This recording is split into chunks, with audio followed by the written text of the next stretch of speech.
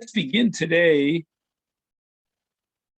towards the beginning of Parshat Vayeishev, Pasuk Lamed Zayin. Perek Lamed Zayin, Pasuk Chaf Aleph.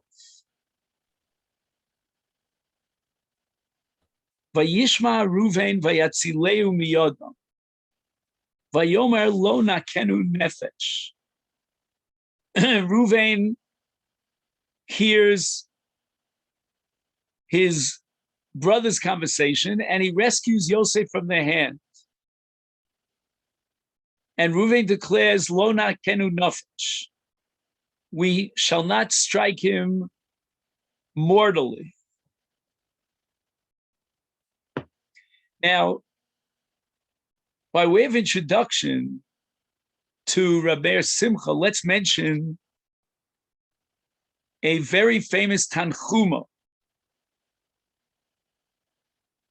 And the Gemara actually quotes Rabbi Tanchum, the author of the Medrash Rabbah, in Meshech Shabbos Daf Chav Beis. It says, "Vayikacheu vayashlicheu otso abora, va'abor reik ein bo mayim." And the Gemara says, in the name of Rabbi Tanchum, mayim ein bo, but nechashim v'akravim yesh bo. There were snakes and scorpions in the pit. Now, the obvious question is, if there were snakes and scorpions in the pit, how could Ruvain have entertained the idea that he would save Yosef? The Pasuk says, Pasuk Chaf Beis, Lemani tzilo so mi'adam lashivo el aviv. So Ruvain says, let's not kill him. Let's just throw him into a pit. And what? Ruvain thought, Sheyatzel osam mi'adam, that the pit is full of scorpions and snakes. So this question is actually asked in the Zohar by Rabbi Yitzchak. And he answers that Ruvain understood that allowing Yosef to remain in the hands of his brothers was certain death. However, throwing him into a pit was not certain death.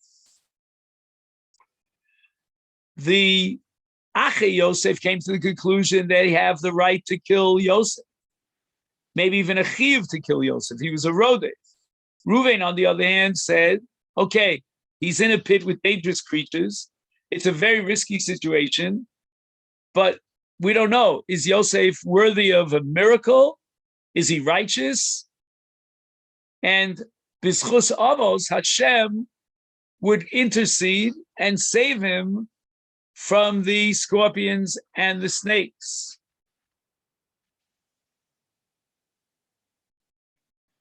But let's go back to the kasha of Rabbi Yitzchak. How could Ruvain have fooled himself into thinking that he would save Yosef by having him thrown into the bar that's full of snakes and scorpions? So Rabbi Simcha comes up with an original idea. First, he quotes the Zohar. Ma zu hotzola im yutal bebar moliach nechash v'akravim. Ki chashvu ki hu mechuyev misa b'dei adam. According to the final conclusion of the brothers, Yosef deserved to die. Ub'dei adam danim ben yud gimel. A condemned criminal, once he's a gadol, meaning he's already 13, he will be condemned to death. Bidei shamayim, ein donim ad ben chaf. Vehulo igia leben chaf. And Yosef was only 17, he was not 20 years old. So Ruvain was of the opinion that Yosef, since he was less than 20, his onus would be bidei shamayim. and therefore he have him thrown in the bar, and he was mafkir him lidei shamayim, nechashim v'akrav.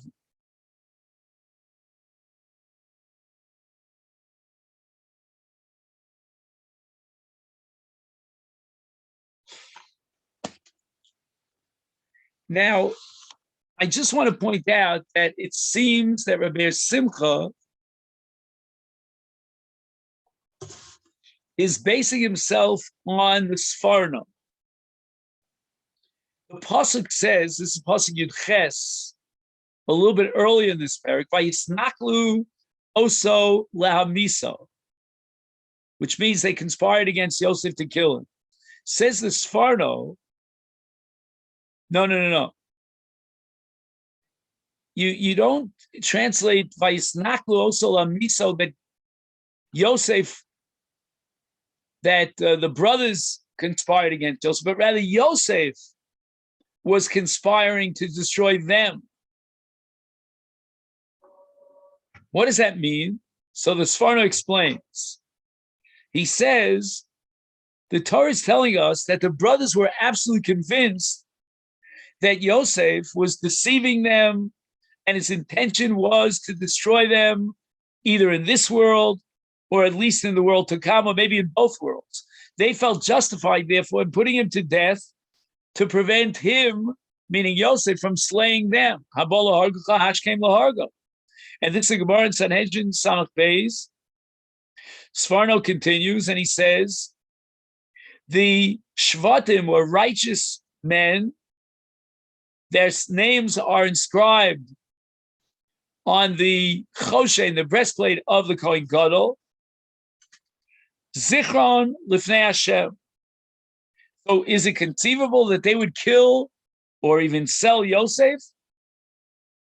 And it doesn't even seem that they regretted their act, and they would be inscribed as a memorial lifnei Hashem on the ephod of the Kohen Gadol. Again, later on we find Aval Ashemim anachnu al achinu. We are guilty concerning our brothers. It doesn't sound like they're really regretting that they that they sold Yosef.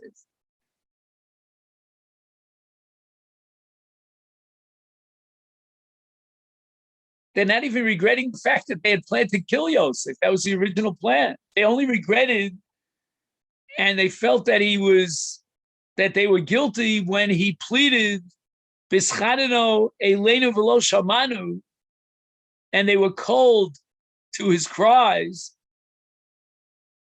So again, 20 years have gone by, more than 20 years, after the Ma'aseh of Mechiras Yosef, and they're not regretting their intention to kill Yosef. They were absolutely convinced that Yosef was a threat, a moral threat, a mortal threat to their existence, and they were certainly entitled to defend themselves with a defensive action against him and put him to death or throw him into a bar. They had a little bit of a regret for the fact that here was a youngster who was pleading to them for mercy, and they turned a cold ear. So now, if we have the Sfarno, we begin to appreciate what Rameir Simcha says, that Reuven was trying to make his brothers think that he agreed with them that Yosef deserved to die. The brothers thought he was a Rodef, and therefore he could be killed b'dei Adam, as long as he's older than 13, of course. So now that he's 17 years old, and he could be tried and condemned by a Bezdin, therefore he's a Rodef, and he should be put to death.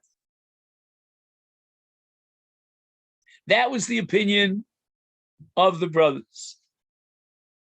And again, as we said before in the Sfardo, they were absolutely convinced that they were right.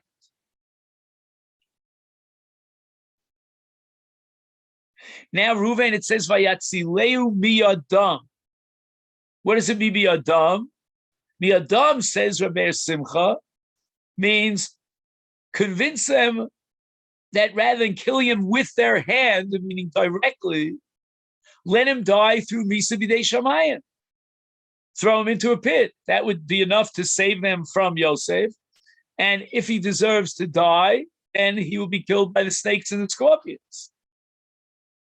Reuven did not tell his brothers, and probably the brothers were not aware of it, is that up in Shamayim, in the Bezdin Shalmala, you can only try a sinner who's over the age of 20. So on the one hand, Reuven is telling his brothers, let him be killed b'dei Shamayim. He'll die, and we don't have to actively kill him. Throw him into a pit.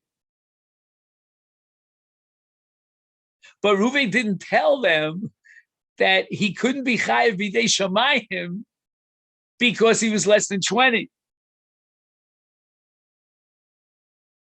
So when Reuven says to Yosef that let the Bezdin Shalmala take care of it and educate and decide whether he should die or not,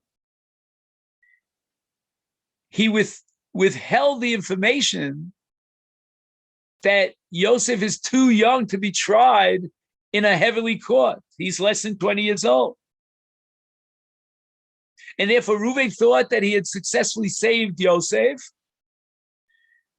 by preventing the brothers from killing him actively, I'd say miyadam, and the creatures, meaning the snakes and the scorpions, they wouldn't kill him because he's not chayav b'din shamayim. He's less than 20. Very fascinating.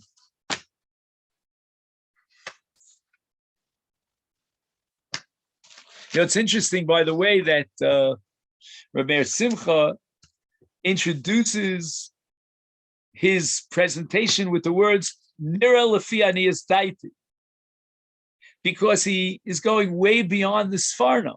He has a right to present it as if this is la'aniyas daiti.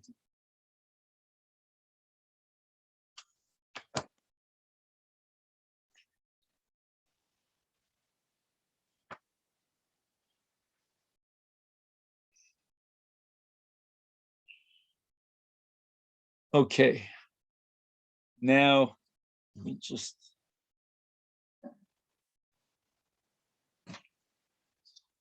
Yeah.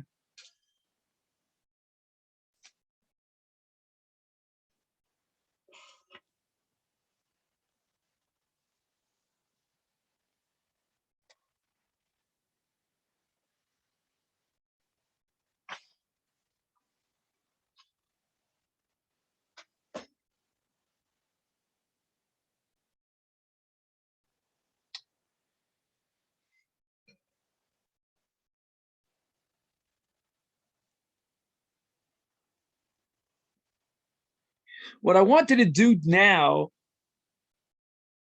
is perhaps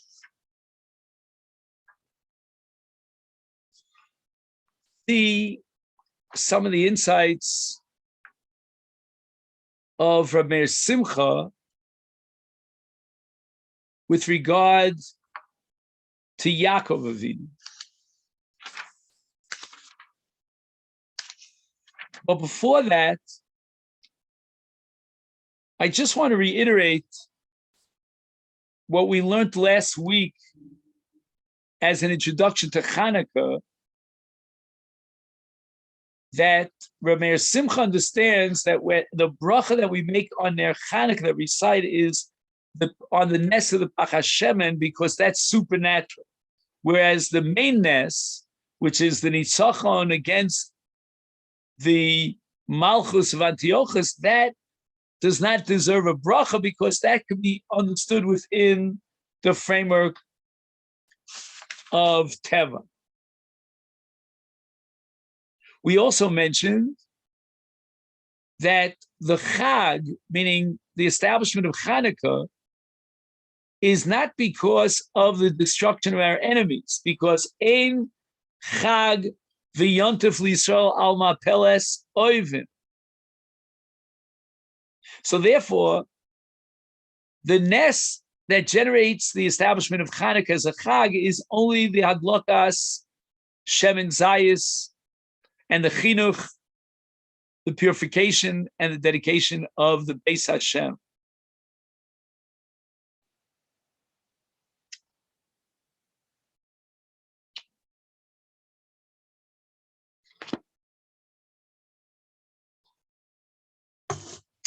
Now to discuss a little bit about Yaakov and perhaps about the relationship between Yaakov and Yosef.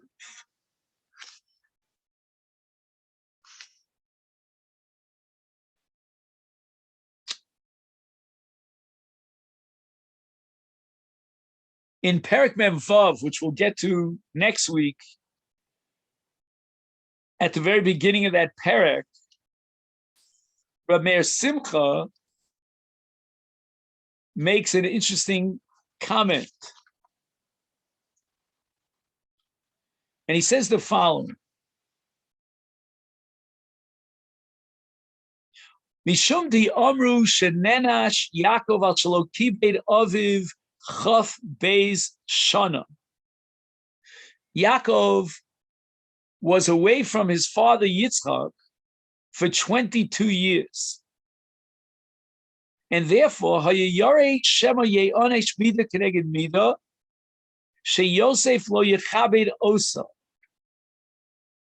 V'lachein Zavach Zvachim li Orer Rachmim al Shelo Yeh al Shelo Haya Eitzel Aviv Yitzchak Lechabda. So Meir Simcha understands that the reason why Yaakov establishes these Zvachim is as part of a tshuva process to ask Rachmei Shamayim that Hashem should forgive him for the fact that he was not in the presence of his father Yitzchak for a period of 22 years. And in a sense, he messed up on Kibbutz Av for that period of time. Again, there are all sorts of explanations as to why that happened, but the point is that Yaakov is now bringing Zvachim. Yaakov is afraid, says Rabbi Simcha, of a Mida Keneged Mida.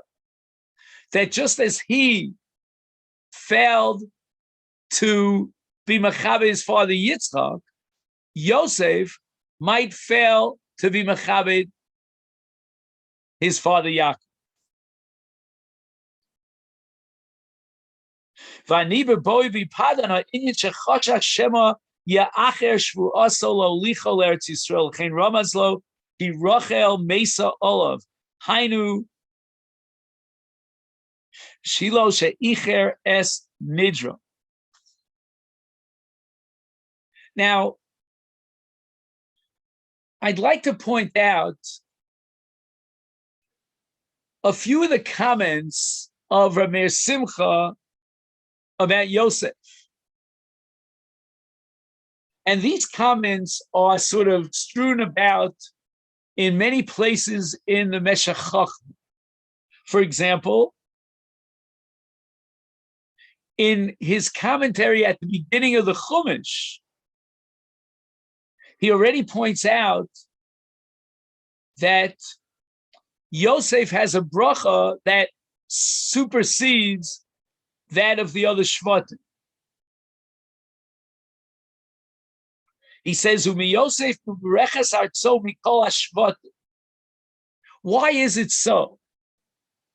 Why do we find that in the brachos at the end of Sefer Breishis, Yosef gets a bracha which by far, in terms of the land of Yosef, supersedes that of the other Shvatim? And Reb Meir Simcha says that has to do with the tzidkus of Yosef. Because the punishment for znus is atziras geshamin. And therefore, if someone is careless in that area of morality, and the geshamim therefore are not coming down from Shamayim, then obviously the land is not able to produce its fruit. But Yosef, in that particular area, what we call Shmiras Habris, Yosef excelled. He was the tzaddik. That's why we call him Yosef HaTzaddik. And therefore there would be no Atziris Geshamim. Hence, his land is muvureches mikol hashvatim. Fascinating insight of Rameir Simcha. Now, of course, we learn about Yosef later on when he is going to bury his father Yaakov, and he drops by the bar into which he was thrown. And the Medrash Tanchuma says, "B'shah sheshav Yosef mikfuras aviv v'hitzitz bebar l'shem shamayim niskaven levarech baruch sha'asali nes b'makom hazeh." We know that when a person experiences a salvation, every time he comes to that place, he recites a bracha, Baruch sha'asali nes b'makom hazeh. Says Rameir Simcha, what was the nes that happened here? You have two possibilities. One is that he wasn't killed by the snakes and the scorpions, as we discussed earlier. And secondly, that his brothers hauled him up from the bar.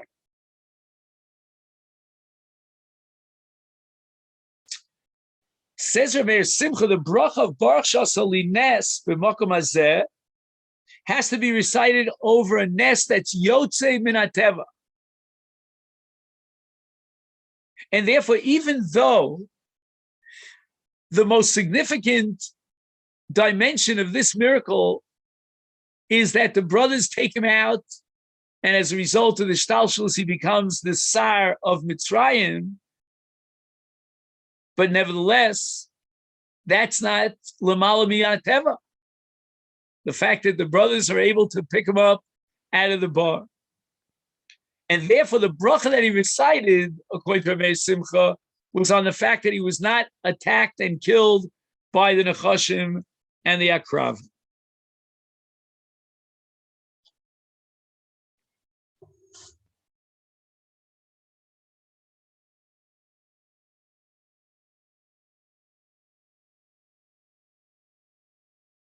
Now, Rameir Simcha raises the question,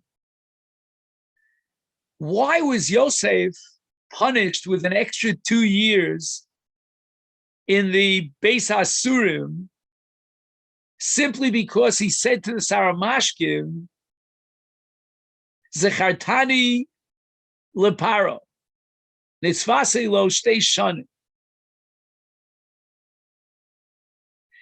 And it seems that Yosef, on his level, Chazal say, Ashrei HaGever Asher Botach B'Hashem, Ezu Gever Asher Botach B'Hashem. Yosef's amazing piety expressed itself in many ways, but one of the ways is that he always had Shem Shemaim. He was always relying on Hashem. He had a tremendous bitachon in Hashem. And for Yosef to ask the Saramashkim that he reminded the Paro, he overstepped his bounds again relative to Yosef with regard to the midah bitachon. He was relying too much on the Saramashkim.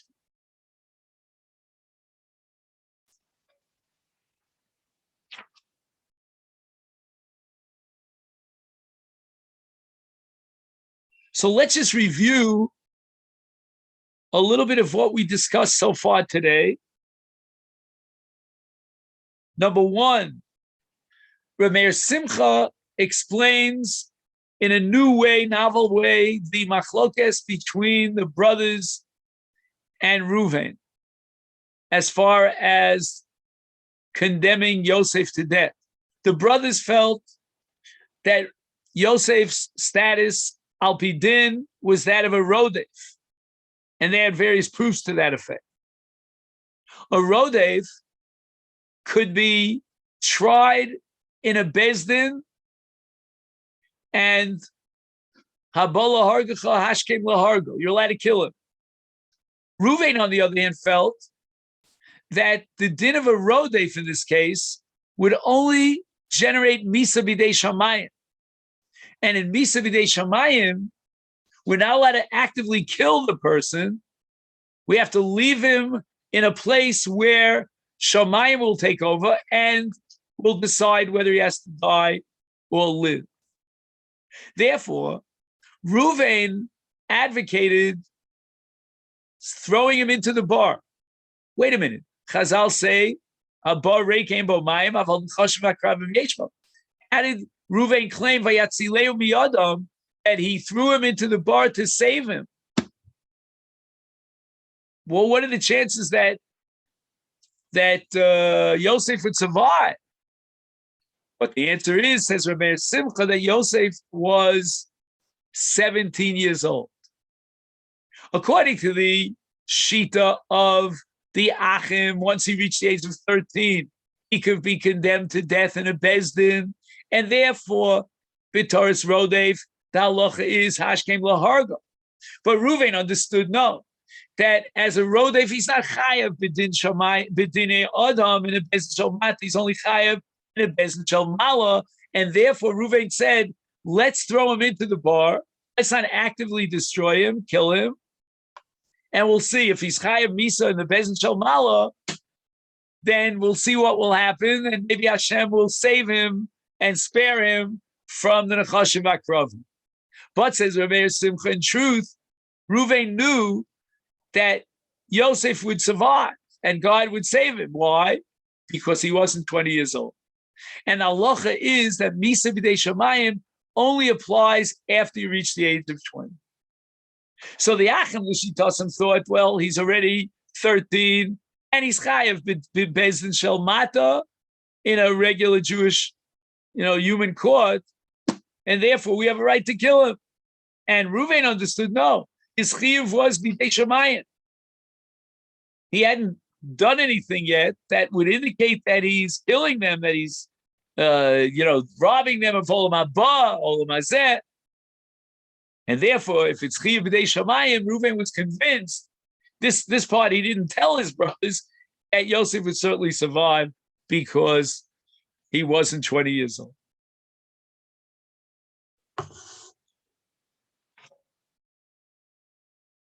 Then we spoke about the special bracha on Ner Chanukah. We said that bracha is on the miracle of the Shemen, not on the miracle of the battle and the victory, Rabbi Mi'ad Mi'atim against the Greeks, even though no doubt in Jewish history that's the Ikar Nes, but the bracha of Ner Chanukah could not be on the Rabbi Mi'ad Mi'atim because that was within the natural framework and it was Al Pi Derech HaTeva. Masha'en came the Ner, that was a Nes L'mala Min HaTeva. When Yosef comes back to the pit at the time of Kfuras Yaakov, and he recites a bracha Shasali Nes B'Makom Hazeh, that bracha is not on the brothers hauling him up from the bottom of the pit, because that's a Nes within the framework of nature, but rather the bracha was on the fact that he wasn't destroyed by the Nechashim and the Akrav. And that's a Nes, although less important in history, in chronology, but it is a Nes Shalo Al Pi Derech HaTeva. Let's take a look at Reb Meir Simcha at the very beginning of Parshat Vayeishev. Vayiru echav ki oso ahava via mikol echav vayisnu oso.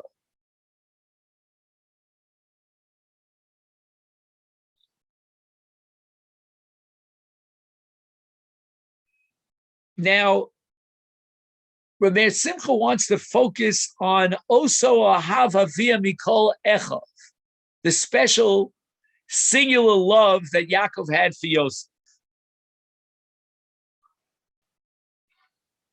He says the following.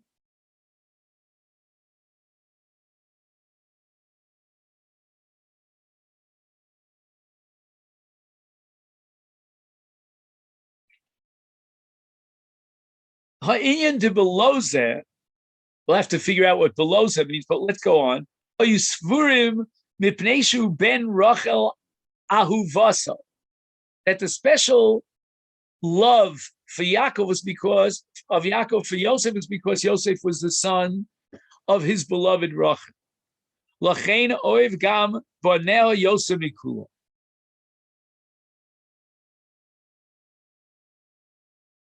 Now, 1 second. Where does Binyamin fit into this? After all, he was also a son of Rachel. And yet, the statement of the brothers is, Vayiru ki oso ahav avim mikol echav.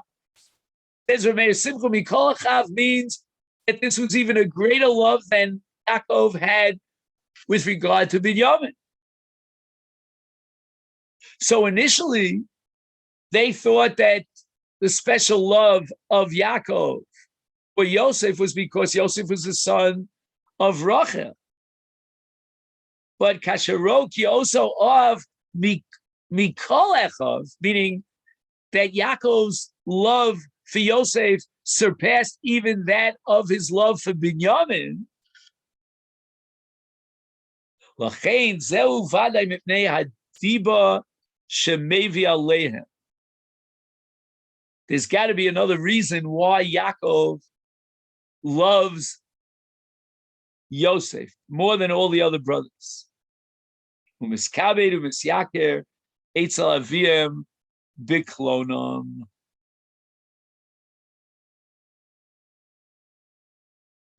In other words, when we talk about Lashon Hara, says Rabbi Simcha, we're talking about building oneself up by pushing someone down. That's called biklonam. You embarrass someone by speaking and focusing on his negative traits and his failures, and then you build yourself up. It was Yosef, asher hevi es dibasam ra el aviyah. That's why Yaakov loved him, because he was telling all sorts of terrible things about the brothers and tattletaling to Yaakov. And again, we assume that this Lashon Hara was about all the Achim, including Binyamin. And Yosef says, I'm the great guy. I mean, I'm not guilty of all this kind of stuff that the other brothers are guilty of. And that's why Yaakov loved him. So it was all based, the sinner was a result of the fact that Yosef was building himself up by putting down his brothers. The Ramban seems to have another interpretation. And I was surprised that Rameir Simcha didn't mention the Ramban. The Ramban says that their hatred was because ki ben skunim hu lo. And the Ramban interprets that to mean skunim miloshin zikna, that Yaakov Avinu transmitted all of his Torah to Yosef. He singularly chose Yosef, and he passed on all the Torah that he got from Chaim Vayeishev to Yosef.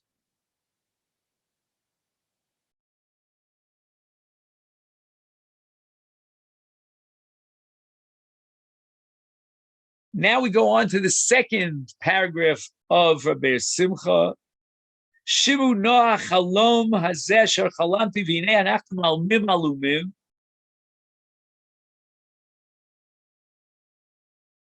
And here Rabbi Simcha wants to enter into an analysis of the difference between the first dream and the second. L'daiti, Amar lahem al derech tochacha. Yosef was victimized by we could call it traumatized, by the hatred of the brothers to him. And now he's fighting back with the first dream. Lama tisnu osi. Why should you have such hatred, harbor such hatred? Hello, nechratz aleim al zeh me'amishpat.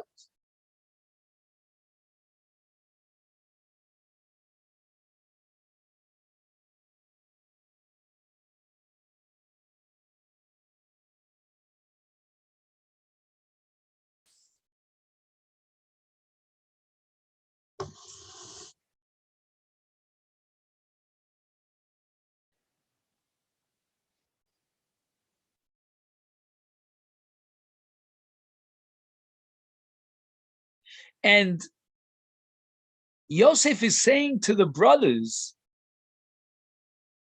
that if you think that I'm in any way lording myself over you, I'm justified in doing so. Because Kama Alumasi, my Aluma got up and your Alumos bowed down to me. And that's when the brother said, I'm Aloch Timloch Aleinu. The answer is, says Yosef, Emloch Alechem. I am the chosen leader amongst the brothers. And therefore, if you appreciate that Al-Zeh Mishpat meaning that this dream is a prophecy, that I will lead and lord it over you, then there's no reason for you to hate me. This is a decision up in Shamayim. This is the divine providence. Halo nechratz alechem al zdea mishpat. This is mishpat. Mishpat means the divine decree. Shuvu v'lo tisnu osi. There's no need to hate.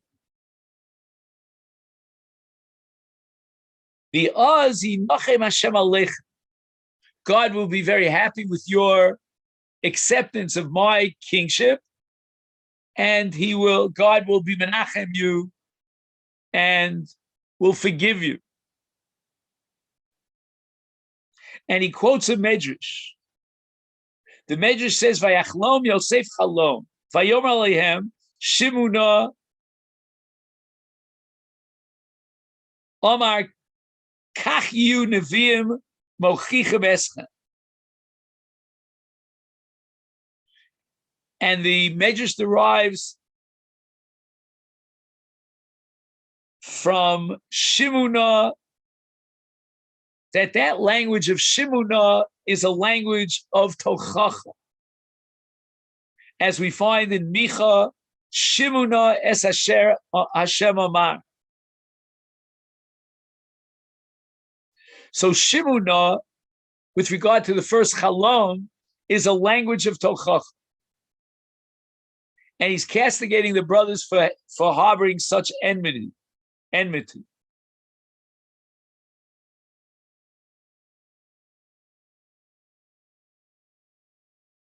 Amar kach yu anavim mochichem eschem. I am the first, but throughout Jewish history, this is the process and the formulation of the Nevi'im in every generation to rebuke the Jewish people with the language of Shimunah.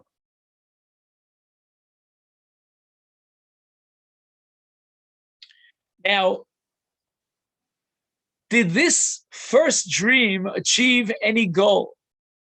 If Yosef's agenda was to reduce the enmity of his brothers by telling them this tochacha, namely that he was destined in the divine plan to be the leader over the Shvatim, then Yosef failed miserably. The rebuke and the tochacha did not have any impact on the brothers.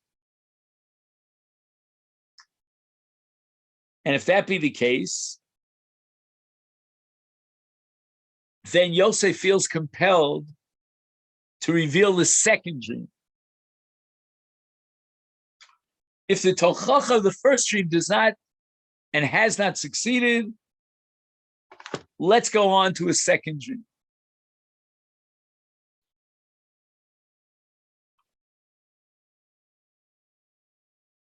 So now we have the dream of the stars.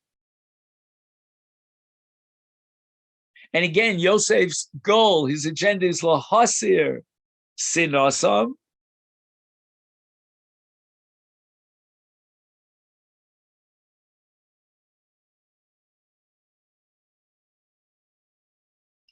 He aims at heder kavod u'mayla lahem.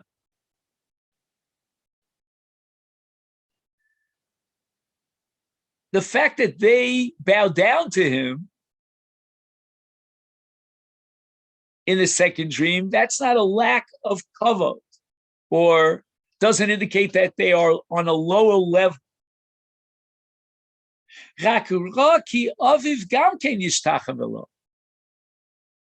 Insofar as divine providence has me as the leader, even Yaakov will be mishtachave.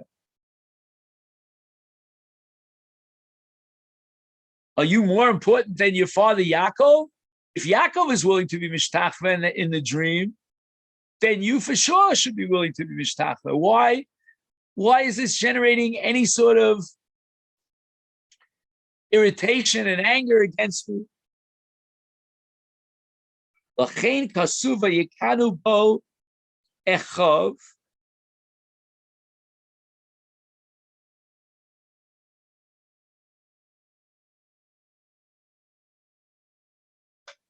So Rav Kupperman points out here in the footnote, Kina shayeches l'davar shebe'en shehi uvda v'zos b'nigud levayisnu shal chalom harishon.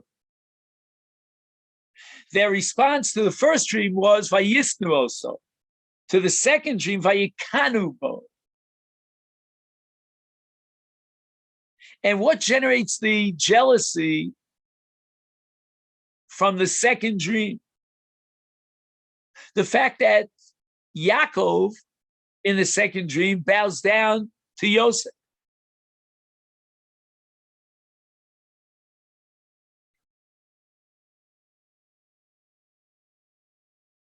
The Aviv Shomar Sadova. The brothers were jealous, and Yaakov is looking into the future to see if the second Chalom is going to reach its fruition. Why isn't Yaakov jealous the way the brothers are jealous? If Yaakov himself is going to bow down to Yosef, ki b'chol adam miskanei chutz mibno.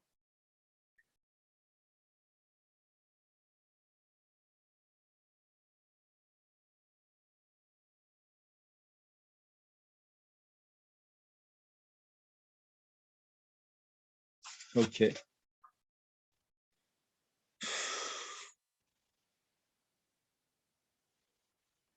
Now I had another piece that I wanted to study with you. I'm going to just try to find it now.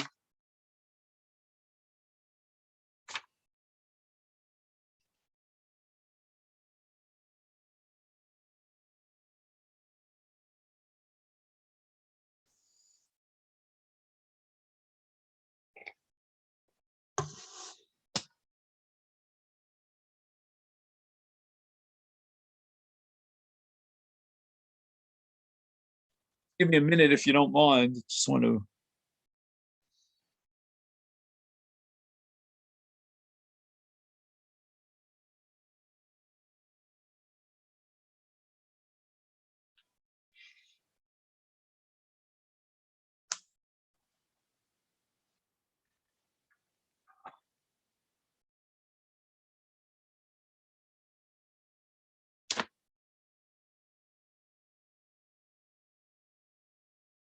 So we did that one. Vayitzilei miyadam.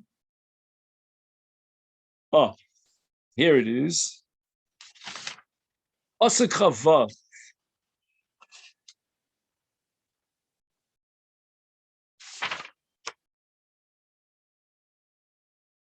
So in Perek Lamed Zayin, Pasuk chava.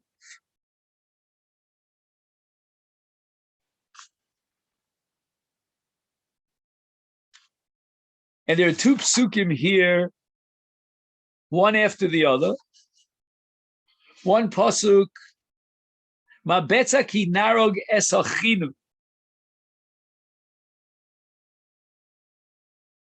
This is Yehuda's statement. And then we have another pasuk,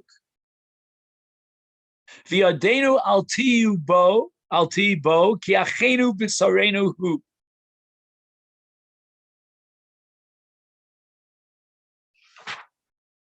Just 1 second. Always good to read it inside in the Chumash.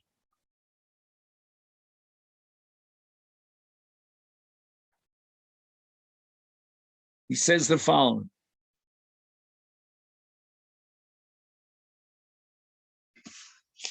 Vayomer Yehuda lechav, ma betza ki naro gesachinu.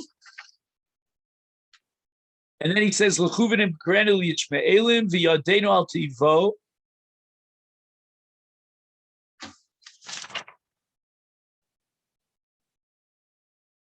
Ki anachnu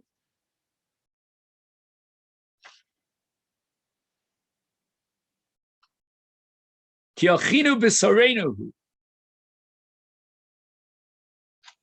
So basically, Yehuda's argument is broken into two parts. One is Mabetza Kinaro, and the other is Kiachinu B'Sarenu Hu.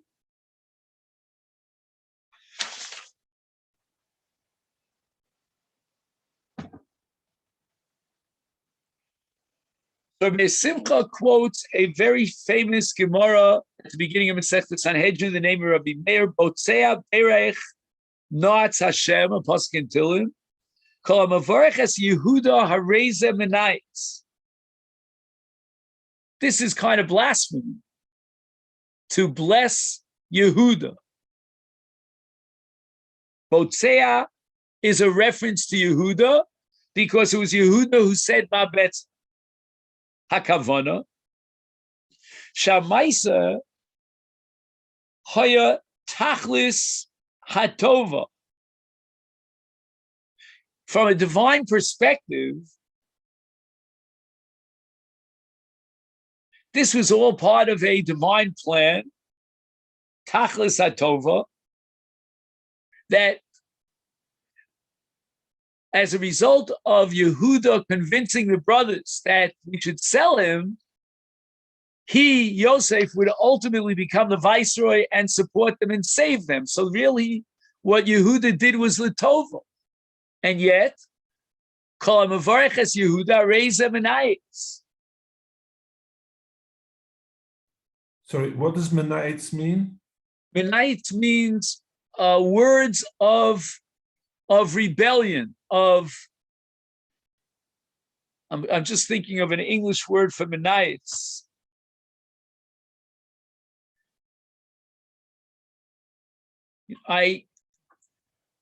It's a negative kind of a word of blasphemy. If I had time, but just we're running out of time, I have a dictionary here. So you have a dictionary there? Just look up Nun Aleph Tzadi if you can. Hamaisa hayatachas atov sheyared Yosef l'michil l'fneim lahakim shvuas bein abasarim. It was all part of a divine plan. Achem chashvu l'ra'ah. But even though up in Shamayim it was a great thing, but they thought it was evil. They intended it for ra'ah. Kasher Omer Lem Yosef. Yosef says, Atem chashavtim alai ra'ah. Yeah, what does he say?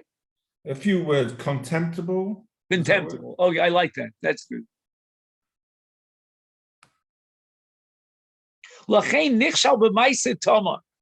And now Rabbi Meir Simcha activates the principle of Avera Gores Avera.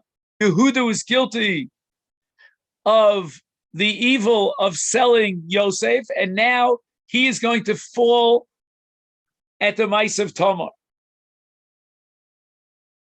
Now, what's the similarity when we say Mida Keneged Mida and Avera Gores Avera between the Avera of Yosef, of Machiris Yosef, and the Avera of a relationship with Tamar, his own daughter-in-law? Sherauya Isa Tamar Yehuda, Kamoshama Mimeni, Kvushiv Advarim. In other words, in divine, it's part of divine providence that you should have a relationship with me, and as a result, we have Mashiach.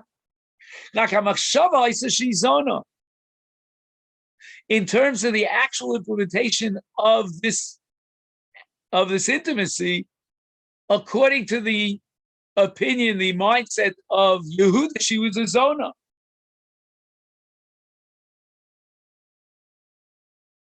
So once again, we have a situation where somebody might say, well, let's bless Yehuda for having this relationship with Tamar, because ultimately we'll get the Mashiach and the Gula from this. That's called Menayitz. That's contestable. Why? Because even though it was part of a divine plan, as far as Yehuda was concerned, this was a terrible Avera. Kaloso is an erva sheyesh ba karetz. And Yehuda was guilty in the same way for selling Yosef, which may have been part of a great divine plan, but as far as Yehuda was concerned, Atem chashavtem olay l'ra'ah.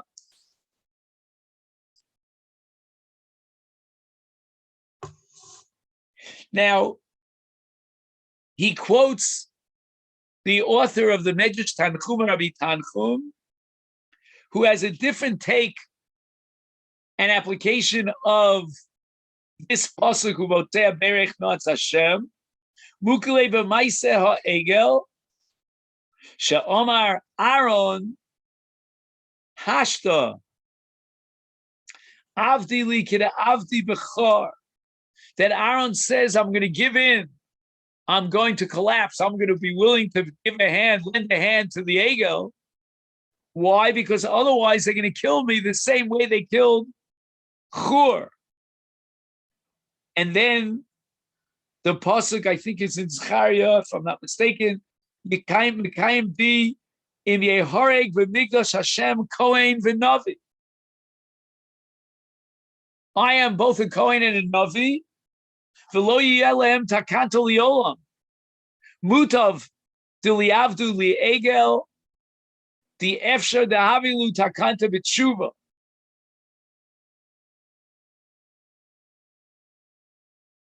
Here we have the exact opposite of what we saw in Rabbi Meir with regard to Yehuda.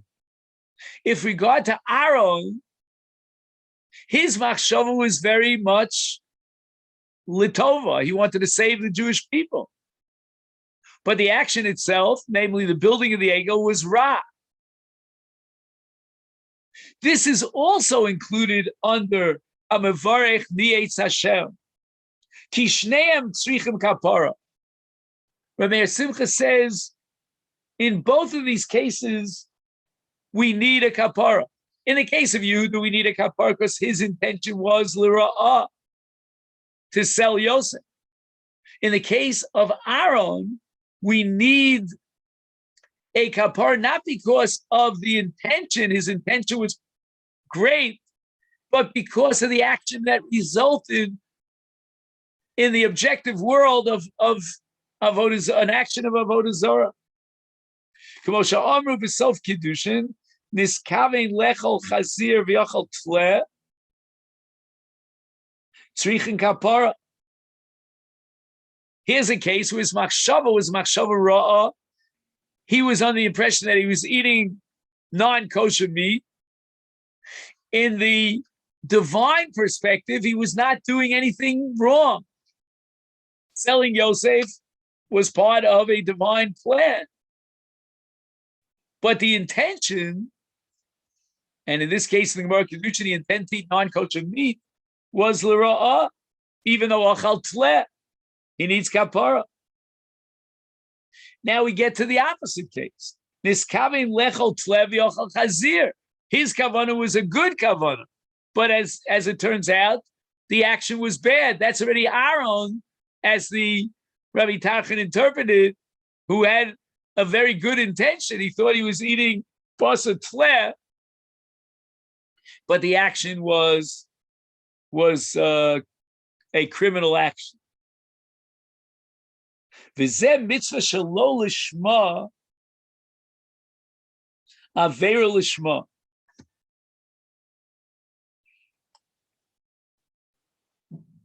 But let's see if we can figure out what Rabbi Simcha means in that line. That's a bit the challenge. There's a mitzvah shelo lishma, and there's an avera lishma. Aaron fits into the latter category. His was an avera lishma. In contrast, Yehuda fits into the category of mitzvah shelo lishma. He did a mitzvah. He brought about the fulfillment of the divine will and the plan of God that Yosef should rise to be the viceroy of Mitzrayim. But it was shalol lishma. That was not Yehuda's intention. His kavanah was l'ra'ah. So Botzei Birech Na'atz Hashem applies in these two cases. Someone who's mevarech someone because of the result of his ill-intended action. When the result was good, let's bless him for that. And someone who blesses the intention, which was good, but the result in the real world, in the actual world, was very bad.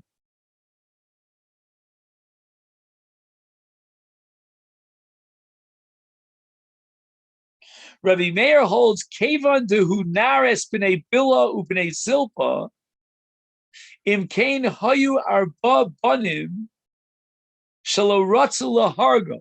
An amazing calculation of Rabbi Meir Simcha. If you consider the close relationship between Yosef and the Bnei Bila, Bnei Zilpa, then there were 4 brothers that were not interested in doing away with Yosef. And therefore, if Yehuda would have taken the role of leadership and said, let's have mercy on Yosef and bring him back to his brother, to his father, and 4 Shvatim would have certainly said yay. And that jacks up the number to 5, had Yehuda only done so. B'nai Leah, on the other hand, she had 6, but yet we cannot include Ruvain, because certainly Ruvain would be very happy, as the pasuk says explicitly, to bring Yosef back to his father Jacob. So in that sense, we reduce the number of the B'nai Leah from 5 to 4, and there were 4 B'nai Zilpa and B'nai Bila. So you got 4 against 4, it's a tie, a stalemate. The Im Yehuda Haya Omer La Shiva Liaviv, he could have cast the deciding ballot in a tie of 4 against 4. Binyamin wasn't even there on the spot. Yosef was the victim. So you have to subtract 2. You're left with 10. And now you remove Ruvain. So you're left with 4 B'nai Leah. And Yehuda would be the last one to decide against the B'nai Bila, B'nai Zilpa. That's 4 against 4. Yehuda would have cast the deciding vote. And therefore Yehuda would have saved Yosef. Yehuda v'tzirufa hayarov chamisha neged arba v'yamukshivin al soliyavid. Is therefore, says Rabbi Simcha, hamavarech as Yehuda reza menayis. Yehuda had it within him to make that decision and cast the deciding vote, and that would have saved Yosef. And my Rebbe Rav Soloveitchik used to always talk about the fact that there was a greater responsibility on the shoulders of Yehuda than on the other brothers, because the brothers looked up to Yehuda. He was a leadership personality. And here, in this episode, he failed miserably and changed the entire course of Jewish history. So to say about Yehuda that we will bless him because as a result of his action and decision to sell Yosef, Yosef rose up the political ladder and became the viceroy of Egypt, that's menayis. That's something detestable. And the Mida Keneged Mida, the Avera Goreres Avera in the case of Tamar, is once again, this was a great action, as paradoxical as that sounds, because from this relationship between Yehuda and Tamar comes Mashiach. But as far as the intention of Yehuda, he messed up terribly. It was a machshava ra to have a relationship with a zona. And Rabbi Simcha beautifully puts this all together in a structure that indicates, number 1, where's the Mida Keneged Mida? Number 2, why the Mavarech is Yehuda? is Manaitz, and with Rabbi Tanchum, why someone who would be Mavarech Aaron in the Maisa Egel. No. Aaron needs kapara. Aaron is a case of someone who niskaven lechol tle v'yochal chazir. His kavana was good, but the Maisa that came out of it was very bad, very evil. It was avodah zarah mamish, and therefore Aaron needs kapara. So to say about someone, oh, let him be blessed, let's put him on a pedestal, look how great he is. Look at that decision of Aaron to save the Jewish people, because he knew that they would put him to death if he opposed them the same way they had put to death Chur. Go be Mavarich, someone who needs kapara. That obviously means that there was an Avera here going on. Okay, then. So this is where we'll stop, and I'll take this opportunity to wish everyone a Shabbat Shalom, Shabbat Parshas Vayeishev, and also I'll take this opportunity to wish you, in case I don't see you, a happy Chanukah. Thank you. Thank you so much.